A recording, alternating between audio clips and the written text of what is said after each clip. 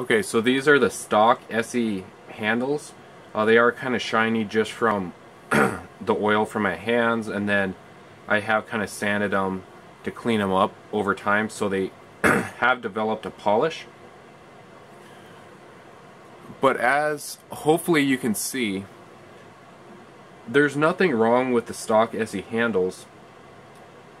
They're designed to fit the widest amount of people, but the likelihood that they'll fit your hand very comfortably is kind of slim to none. The problem I have with these are these sharp corners right here, and especially down here. When I grip it and squeeze it really hard, if I use this knife for a long time at one time, I develop kind of hot spots like around here and up here. So I just put out a video talking about how I modified my ESEE 6 handles, but I didn't film actually shaping the handles. So in this video, I'm actually going to go through the steps on how I got the nice looking comfortable handles.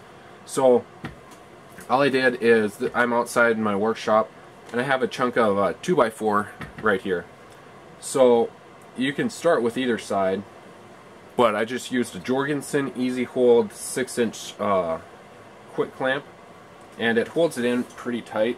You got 300 pounds of force holding it down.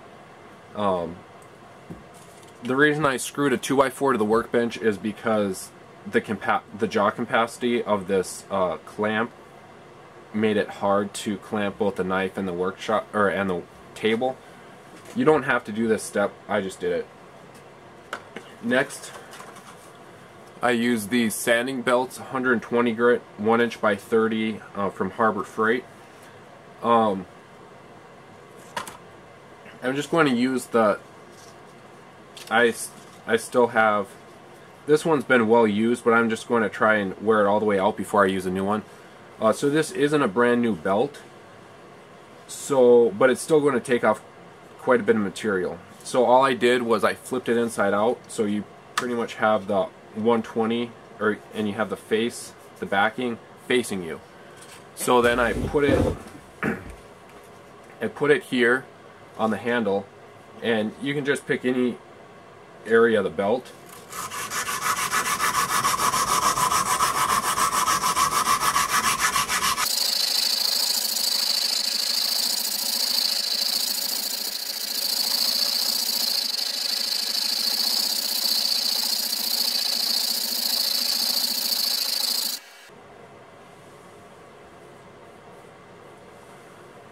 So pretty much what you're going for, I'm not going to take the knife out, but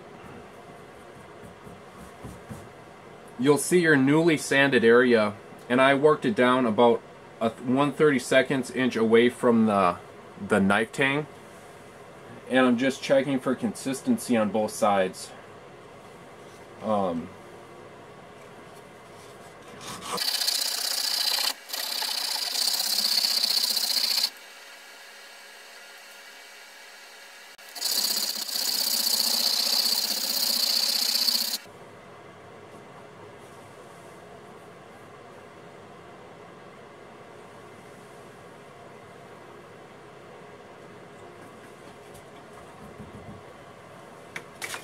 So I got one side done. I'll just flip the knife over.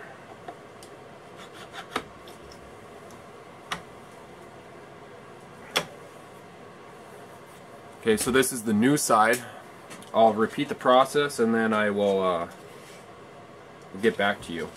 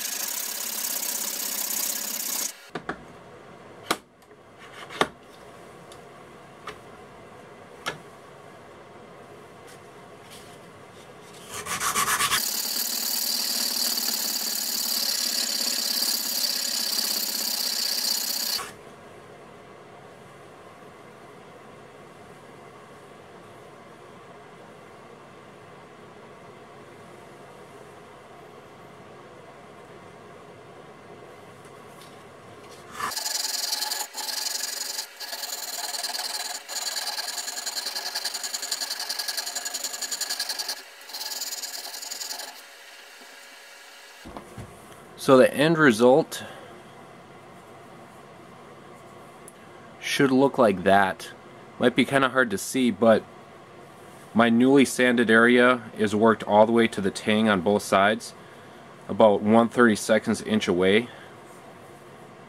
Okay, now I'm going to switch to 400 grit to give it a smooth it out a little more and give it a light polish.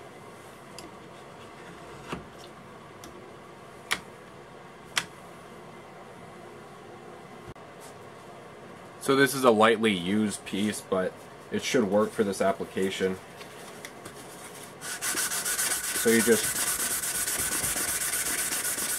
repeat the process, but now we're using a 400 grit.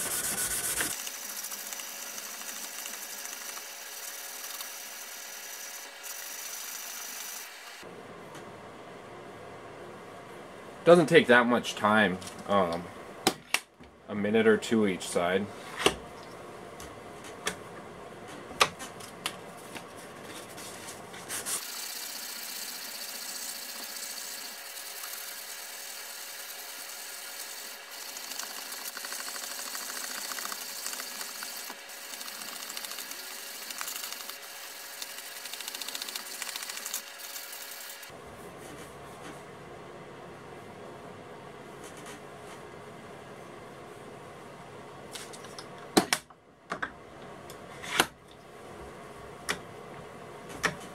Just a little more on this side.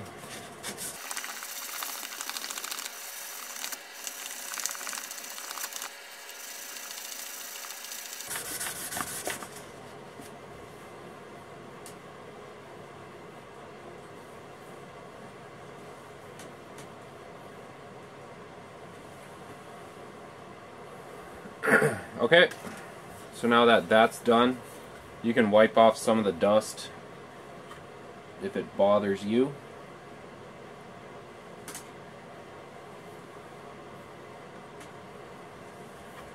Now just move up to a 1000 grit. I mean, I'm using 120, 400, 1000. Some people might use 600 or 800 or 240.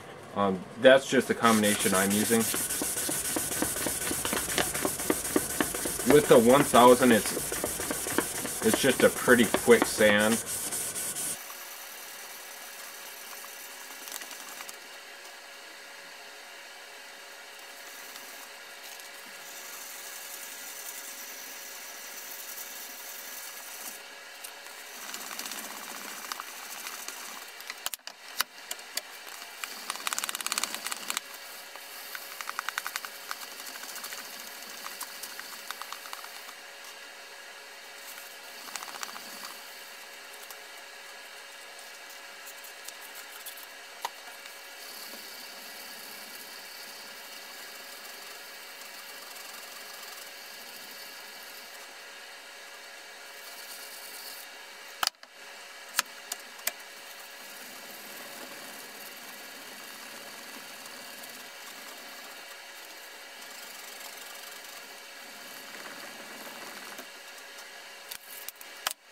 So that's the finished product, and it doesn't look like that much of a difference, but it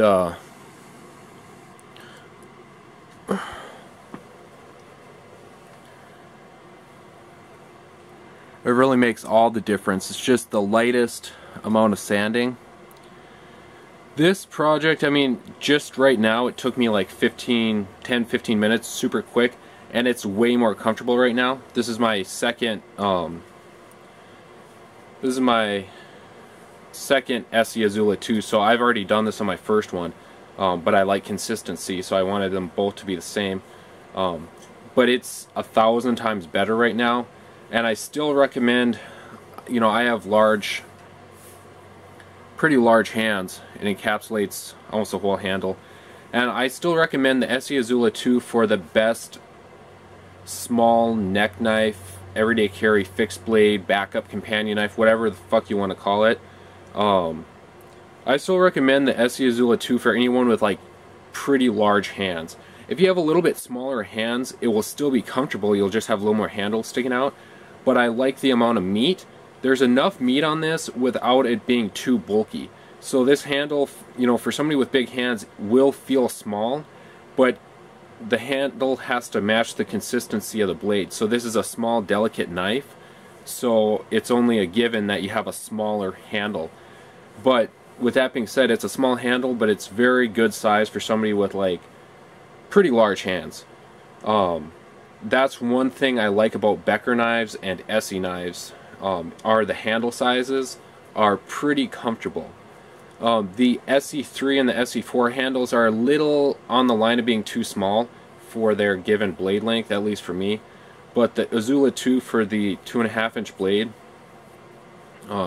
as you can see, I'm not going to go through a full review, but I did put a polish on this blade too, for all the same reasons I stated in my my SE6 modification video. Mainly for less drag resistance, for better performance. I like the looks of it, and sap and gunk and whatnot cleans off easier because kind of the pores of the metal are polished over. And then I've also read that polished blades, as opposed to just stripping a blade, when you polish it, it actually reduces the possibility of discoloration and rust because of those pores being closed up.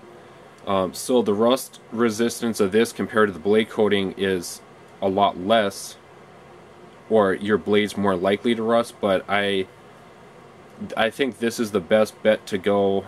You know, I've done gun bluing and stuff like that, but I just like a polished blade. It's simple, it's easy to clean, I like the looks of it. I also modified the spine here so it throws sparks off of fire steel. But besides that, I still have the shitty polymer sheath for it, and you know, there's a lot of rattle and whatnot, but in the next couple of weeks I'm going to be molding a new Kydex sheath for both this and the SE6. So maybe stay tuned for those videos, but until next time, hope you like this video, hope you like this concept. If you did, make sure to like, share, and subscribe.